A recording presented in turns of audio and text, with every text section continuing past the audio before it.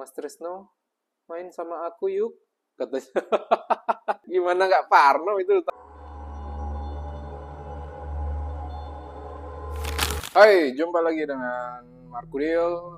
Malam Jumat ini kita akan bacakan sebuah cerita dari KBM ya, aplikasi KBM. Karena ini tentu saja akun baru, belum ada yang berbagi cerita. Ini kita menceritakan tentang Bapak Sutrisno yang dia mendapatkan sebuah rumah warisan dari ibunya. Tapi ternyata rumah warisan itu ya tentu saja ada horor-horornya gitu. Oke, kita langsung bacakan aja. Nama aku Sutrisno, tahun 73 aku baru berumur 22 tahun. Jadi baru 22 tahun ya pada tahun 73, arti kelahiran tahun 50 dia berarti. Aku baru saja pulang dari Surabaya setelah bekerja di pabrik gula. Pulang karena ibuku meninggoy mendadak. Beliau tinggal sendirian di rumah tua peninggalan kakek di desa Kalijambe, sebuah desa yang jauh dari jalan besar. Orang-orang bilang ibu meninggoy karena sakit dada. Tapi waktu aku nyampe rumah, tubuhnya sudah dikafani. Aku bahkan nggak sempat lihat wajahnya untuk terakhir kali. Tadi Bapak Sutrisno ini nyampe rumah, ibunya sudah dikafani, jadi dia nggak bisa lihat lagi wajah ibunya untuk terakhir kalinya. Pak Sutrisno ini tinggal di rumah pewarisan ibunya itu, warisan dari kakeknya juga sebelumnya. Rumahnya besar tapi suram, dindingnya dari kayu jati tua. Nah, sentong tengah itu kayak sebuah kamar yang berada di tengah rumah, tapi pintunya terkunci dari dulu. Tidak boleh dibuka. Tempat penyimpanan barang kakek, kata ibunya. Dulu waktu Bapak Sutrisno kecil, sering bermain di depan pintunya. Tapi setiap mendekat, ibu selalu menatap tajam dan berkata, "Jangan sekali-sekali kamu buka pintu itu ya, Tris. Sekalipun aku sudah nggak ada," kata ibunya. Waktu kecil, Pak Sutrisno bilang itu cuma omongan orang tua. Tapi malam itu, entah kenapa kata-kata itu terngiang terus di kepalanya. Nah, malam pertama sejak pulang dari Surabaya, Pak Sutrisno ini tidur di kamar ibunya karena kamar lamanya kotor, udah lama nggak dibersihin. Nah, waktu tengah malam, dia bangun karena mendengar suara langkah di ruang tamu. Awalnya pelan, seperti kaki orang tua. Mungkin tetangga, pikirnya. Tapi siapa juga yang datang bertamu jam 2 pagi, ya kan? Nah, langkah itu berhenti di depan pintu kamar. Depan pintu kamar nih, berarti udah masuk dalam rumah ya.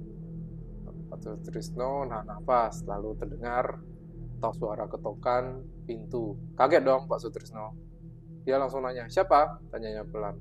Tapi nggak ada jawaban. "Siapa di luar?" Tanyanya lagi, kali ini agak keras. Nggak ada jawaban, tapi tiba-tiba pintu kamar kebuka sendiri, terbuka perlahan. Berderit kecil. Nah, di balik celah pintu, Pak Sutrisno melihat bayangan kakinya kotor, penuh tanah, dan basah. Warna merah. Kaget dong Pak Sutrisno. Langsung teriak dia, "Siapa di sana?" Nah, bayangannya itu langsung hilang. Pintunya berhenti bergerak, hanya angin dingin yang terasa di kulitnya, yang membawa masuk bau amis dan bau yang merah-merah segar. Nah, sampai pagi Pak Sutrisno nggak bisa tidur tuh. Pagi harinya, dia menemui tetangga Mbah Warto, Pak tua yang sering membantu ibunya di sawah. Dia menatap Pak Sutrisno dengan wajah khawatir. "Kamu tidur di rumah itu semalam, Tris?" Tanya Mbah Warto. "Iya, Mbah. Kenapa?" "Kamu nggak dengar apa-apa? Cuma kayak ada orang jalan di dalam, Mbah," katanya. Mbah Warto langsung pucat mukanya. Ia menatap Pak Sutrisno dalam waktu yang lama lalu berkata, "Ibumu meninggoy bukan karena sakit. Waktu ditemukan, tubuhnya penuh merah di kamar tengah. Tapi Pak polisi bilang nggak ada tanda dari orang masuk. Warga dilarang ngomong biar nggak geger," katanya. Pak Sutrisno kaget dong. "Hah? Kamar tengah? Maksudnya sentong yang dikunci itu, Mbah?" "Iya bener. Malam sebelum meninggoy, ibumu kedengaran membuka kunci pintu tengah itu. Sejak itu nggak ada tahu apa yang terjadi." Pak Sutrisno langsung merinding dong. Karena malam tadi dia yakin benar kalau suara langkah itu berasal dari arah kamar sentong tengah itu. Sorenya Pak Sutrisno berkeliling rumah. Semua ruangan terlihat biasa aja sampai dia berdiri di depan pintu sentong tengah itu. Pintunya tertutup rapat, gembok tua menggantung di sana, tapi ya sudah berkarat karena sudah lama. Entah kenapa Pak Sutrisno terdorong untuk dekat. Dingin sekali di dekat pintu itu. Lebih dingin dari pintu udara luar. Saat menempelkan telinga, Pak Sutrisno mendengar seseorang seperti berbisik dari dalam. Gak jelas apa katanya, tapi ritmenya seperti seseorang yang sedang menangis pelan. Mungkin gitu ya. Bu, panggilku refleks. Panggil Pak Trisno secara refleks. Gak ada jawaban. Hanya bisikan itu semakin lirih, lalu menghilang. Pak Sutrisno mundur, tapi sebelum pergi, dia melihat sesuatu di bawah celah pintu. Tetesan merah segar menetes dari dalam. Malamnya Pak Trisno nggak bisa tidur lagi. Sekitar jam 1 dini hari, suara langkah itu datang lagi. Kali ini lebih lambat, seperti seseorang berjalan dengan kaki terseret. Langkah itu dari arah dapur menuju kamar tengah. Pak Sutrisno menggenggam lampu minyak dan pelan-pelan membuka pintu kamar. Oh, jadi ini zamannya dia masih belum ada listrik ya, jadi masih pakai lampu minyak, lampu Petromax kali ya. Cahaya kuning redup menarangi lorong, dan di sana di depan pintu sentong tengah ada sosok wanita berdiri membelakangi Pak Sutrisno. Rambutnya panjang menutupi punggung, pakai baju kebaya putih kusam yang penuh dengan noda merah di bagian dada. Pak Sutrisno tahu itu ibunya, tapi dia tubuhnya kaku. Dengan suara yang dipaksakan, dia memanggil, "Bu," suaranya itu nyaris gak keluar. Wanita itu menoleh perlahan. Wajahnya setengah hancur, kulitnya robek di pipi, dan ada sesuatu merah mengalir dari matanya yang kosong sebelah kiri. Dia membuka mulutnya, ada yang merah-merah lagi menetes dari giginya, dan berkata dengan lirih, "Jangan buka pintunya, Tris. Jangan buka." Tiba-tiba tubuhnya jatuh ke ubin, tiba-tiba jatuh ke lantai, langsung membusuk dan meninggalkan bekas darah dan meninggalkan bekas merah hangat di ubin. Pak Sutrisno kaget, spontan menjerit. Gak lama kemudian tetangga datang. Waktu diceritakan, mereka mencari tapi nggak menemukan apa-apa. Mbah Warto yang ikut datang kemudian berkata, "Itu ibumu belum tenang, Sutrisno. Kamu jangan tinggal di rumah itu sendirian." Tapi Pak Sutrisno kelas kepala nih. Dia ingin tahu apa yang sebenarnya ada di sentong tengah itu, kamar sentong tengah itu. Nah, malam berikutnya Pak Sutrisno berniat dia harus masuk ke dalam ruangan itu, ambil linggis dari gudang, menyalakan lampu minyak, dan berdiri di depan pintu terlarang itu. Angin seolah-olah berhenti, cuman suara jangkrik yang tiba hilang. Kemudian sunyi total. "Maaf, Bu," gumamnya Pak Sutrisno, "aku harus tahu." Pak Sutrisno mukul gembok itu sekali aja pakai linggis, krak, langsung hancur, patah. Pintunya bisa dibuka dan mengeluarkan bau busuk yang luar biasa. Pak Sutrisno menutup hidung. Ini bau-bau apa nih? Lalu menyorotkan lampu ke dalam, dan di sana dia melihat lantai kamar penuh dengan lingkaran merah kering. Di tengahnya ada meja dengan kendi tanah liat dan tulang kecil. Jadi ada tulang kecil gitu loh di atas mejanya. Nah, tulang kecil itu tampak seperti di dinding tertulis dengan arang, "Jangan biarkan dia keluar." Jadi di dinding ini ada tulisan dari arang, "Jangan biarkan dia keluar." Nah, dia itu siapa? Kan belum tahu ya. Nah, tiba-tiba lampu minyaknya redup. Suara bisikan tiba-tiba muncul lagi, dan kali ini lebih keras. Datang dari kendi tanah liat di meja itu. "Aku lapar. Aku ingin yang merah," katanya. Kendi itu gerak sendiri, berguncang hebat, lalu pecah. Dar!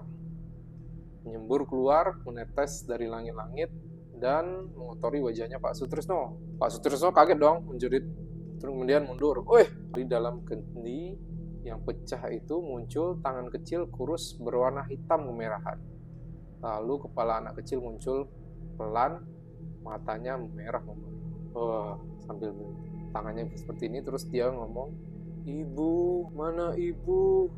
katanya dengan suara yang parau. Pak Trisno lari dong, lihat anak kecil itu, tapi pintu rumah tertutup sendiri dengan keras, jadi dia nggak bisa keluar rumah. Tiba lampu minyaknya padam. Nah, dalam gelap, Pak Sutrisno mendengar langkah kecil berlari mengejarnya. Tek tek tek tek tek tek tek. Kemudian ada tangan kecil mencengkeram kakinya. Wah, kaget dong Pak Sutrisno, langsung ditendang kakinya biar terlepas pegangannya. Terus akhirnya dia berhasil kabur keluar dari rumah. Dia berlari ke rumah Mbah Warto. Terus ngetok pintunya dengan terengah-engah. Tok tok tok tok tok. Mbah, tolong, ada anak kecil di rumah, matanya merah. Mbah Warto pucat. Langsung dipeluknya Pak Sutrisno dan berbisik, "Kamu udah buka pintunya ya, Tris?" "Astagfirullah, aku udah tahu kalau itu bukan anak manusia," katanya. Nah, besoknya Mbah Warto membawa 2 orang tua lain, Mbah Sarni dan Kiai Darsan, dukun sepuh di desa itu. Mereka memutuskan menengok rumah itu. Mereka bertiga masuk dengan doa. Di depan sentong tengah, Kiai Darsan berlutut, menatap bekas merah di lantai. Ia bergumam, "Oh, ini tempat pesugihan. Ibumu mewarisi tumbal dari kakekmu. Anak kecil itu tumbalnya yang gagal. Seharusnya dikubur, tapi kakekmu malah menyimpannya di kendi." Pak Trisno kaget dong. Berarti ibu tahu semua ini. Nah, ibumu itu menjaga agar tumbal itu tidak lepas. Tapi ketika rasa iba muncul, dia membuka kendi itu dan tumbalnya membun-bunnya. Gemeterlah si Pak Trisno. Jadi kemarin itu ibu dibun-bun sama makhluk itu. Kiai Darsan mengangguk. Ya, dan sekarang makhluk itu bebas. Ia menunggumu karena kamu adalah pewaris. Mereka kemudian berusaha menutup pintu itu lagi, dikasih gembok lagi kan, terus didoa, dikasih kemenyan. Tapi malamnya Pak Trisno dengar lagi suara anak kecil itu tertawa, tapi kali ini dari luar jendela. Jadi nggak ngaruh itu, ternyata pintunya ditutup lagi, tapi dia udah terlanjur kabur si bocilnya itu. Pak Trisno mencoba menenangkan diri, tapi anehnya suaranya itu berpindah. Kadang dari atap, kadang dari kolong tempat tidur, kadang dari dapur. Terus dia tahu, dia ngomong apa? "Mas Trisno, main sama aku yuk," katanya. Gimana nggak parno itu, tahu diajak main sama bocil ke itulah. Mas Trisno langsung tutup telinga, tapi suara itu malah makin kencang. Jendela kamarnya tiba-tiba pecah sendiri. Prang! Anak kecil itu masuk merangkak lewat jendela. Tubuhnya hitam, matanya merah menyala, dan ada merah-merah menetes dari mulutnya. Terus dia bilang, "Ibu sudah meninggoy. Sekarang giliran kamu ya." Gimana nggak parno? Tahu diomongin gitu ya. Bocil itu meloncat ke arah Mas Trisno. Mas Trisno kaget dan menyalakan lampu minyak. Tapi api malah kena bajunya Mas Trisno. Panik, Mas Trisno melihat di cermin ada bayangan ibu berdiri di belakang Mas Trisno, sedang memeluk anak itu. "Maafkan aku, Nak," katanya sambil tersenyum sedih. "Ini bukan salahmu, tapi ini gara-gara warisan kakekmu," kata ibu. Tubuh anak itu dan ibu menyatu. Jadi kabut hitam yang berputar-putar lalu masuk ke dalam tubuhnya Mas Trisno lewat mulut dan hidung. Ini masuk ini ya, kayak di film-film gitu ya. Jadi kabut terus masuk ke mulut, dalam tubuh melalui mulut dan hidung. Mas Trisno tersungkur, dadanya terasa terbakar, dan dunia gelap total. Oke, itulah akhir dari ceritanya. Tapi ya kalau tahu-tahu dunia gelap total ini dari Mas Trisno, berarti cerita ini tahu dari mana ya berarti? Mas Trisno cerita lewat siapa? Nanti kita cari tahu ya. Oke, thank you. Segitu aja cerita malam hari ini. Kita lanjut dengan cerita-cerita menarik lainnya. Oh ya, kalau ada cerita yang mau dibacakan bisa langsung diketik di komen aja ya. Jangan lupa follow dan subscribe. Follow. Ya, oke. Thank you.